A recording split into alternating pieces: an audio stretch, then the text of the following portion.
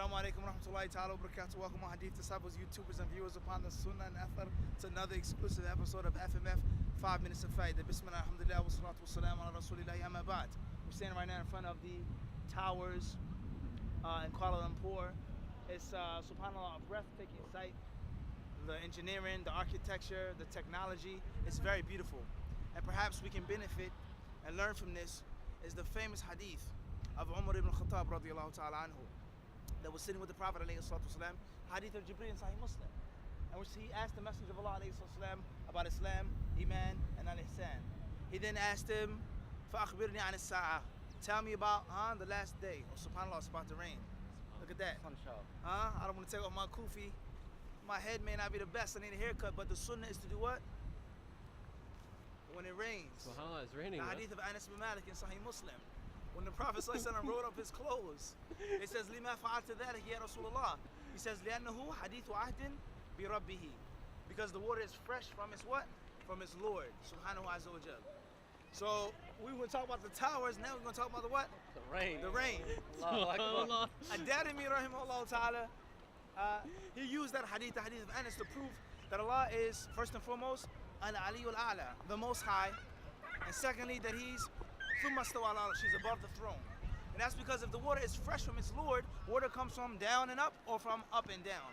So this is one of the proofs that Al-Dhahabi rahimahullah ta'ala said over 600 dalil that Allah Azza wa Jal is above in his book Al-Ulu Lil-Ali Al-Ghaffar.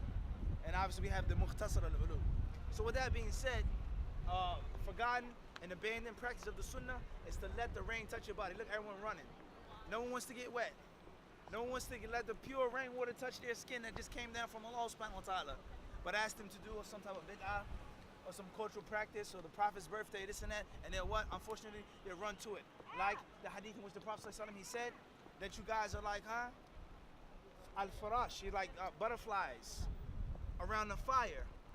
And he says, I grab you by your waistbands or your izars, pulling you from the fire, and you're running and jumping into the fire. So with that being said, enough about the rain. Let's get back to the towers. He asked him, says, when will the last day be? He said, Man mas'ulu anha bi'alamin min as-sa'il. The one who's being asked the question has no more knowledge than the one who's asking the question. Qala fa'akhbirni an amaratiha. Tell me about the alamat, the signs of the last day. The Prophet ﷺ says, أن تلد الأمة ربتها وأن ترى الحفاة العراة العالة يتطاولون. He says, رعاة الشاة يتطاولون في البنيان. He says, sheep herders, Bedouins, and nomads rushing and competing to erect structures and to throw up structures. Now, what is the faida from this hadith and how does it pertain to the towers? From one aspect, we say it's a benefit. The Muslims have a country which is advanced. The Muslims have a country which is nice. The non-Muslims, they come to see that the Muslims are not behind, all right, and in a regressive state. But another aspect, what is the benefit of these towers? How much money was spent? How much of it goes back to the benefit of Islam and of Muslims? So from one aspect, it's a good thing. And from another aspect, it's a bad thing.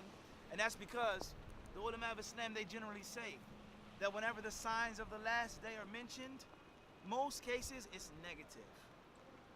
Most cases.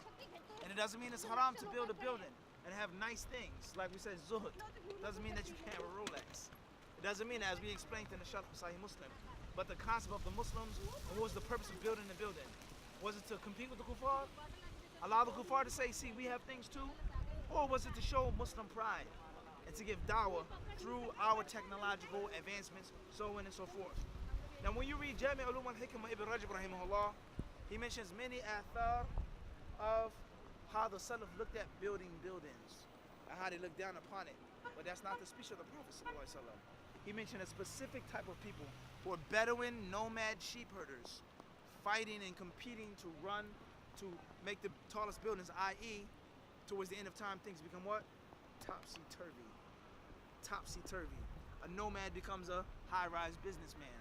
And in many countries, you've seen that, They went from rags to riches overnight through the discovery of oil or natural gas or gold or whatever happened, all right?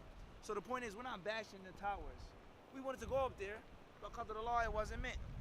It wasn't made for us, and we accepted that. But the concept of, like all F.M.Fs, is critical reflection in a condensed 5-minute what? Span. Wallahu alam.